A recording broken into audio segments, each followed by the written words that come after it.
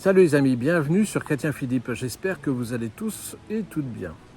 Que faire des objets et ouvrages religieux dont nous devons pour des raisons diverses nous débarrasser? Nous avons tous connu l'obligation de quitter notre maison, notre appartement, etc. pour un autre logement. Hélas, parfois le futur logement est plus petit et impose de se débarrasser de certains objets religieux comme des crucifix, des statuettes, des statues, des ouvrages, des livres religieux, des magazines hebdomadaires comme Prions en Église ou le Magnificat, etc. Permettez-moi de vous raconter en quelques mots une situation vécue. Un dimanche matin, alors que je m'apprêtais à partir pour la messe, la sonnette retentit.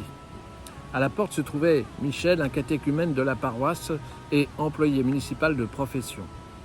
Il tenait un grand sac. Il m'expliqua que dans le cadre de sa profession, il avait trouvé dans la décharge municipale plusieurs crucifix en bon état d'usage. Il s'empressa de revenir chez lui, de les nettoyer avec attention, les essuya un à un au point de les rendre comme neufs. Ne sachant qu'en faire, il me les ramena. Alors, quelle est la procédure adéquate lorsqu'on doit se séparer d'objets religieux, des livres, des brochures religieuses, etc. Dans tous les cas, on ne les jette pas à la décharge municipale, pas plus qu'à la poubelle, ni au container pour papier.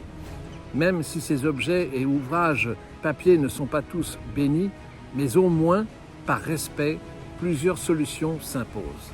Premièrement, les donner ou les confier à une personne connue pour sa foi et le respect qu'elle portera pour ses objets et ouvrages de religion. Les donner au presbytère ou à un ordre religieux, etc. Deuxièmement, que les objets et les ouvrages papier soient bénis ou pas, on leur accordera aussi le respect qui leur est dû. Tout ce qui est papier doit être déchiré et brûlé, afin d'éviter que des petites parties puissent être récupérées par des adeptes de messe noire ou en faire des sacrilèges et des blasphèmes. Tout ce qui est matériel, solide et ne peut être brûlé doit être enterré en profondeur afin d'éviter que des personnes mal intentionnées ne les utilisent pour des rites sataniques, etc. ou en fassent des sacrilèges, des blasphèmes, etc. En résumé, tous les objets et ouvrages religieux, même non bénis, méritent au moins le respect. Tout ce qui peut être utilisé à des fins de sacrilège et de blasphème doit être évité.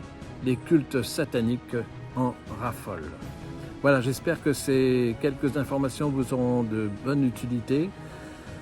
N'hésitez pas à vous abonner, à partager cette vidéo. Vous pouvez nous rejoindre sur notre page Facebook intitulée Chrétien Philippe. Et en attendant le plaisir de vous retrouver, je vous dis à bientôt et surtout, soyez bénis.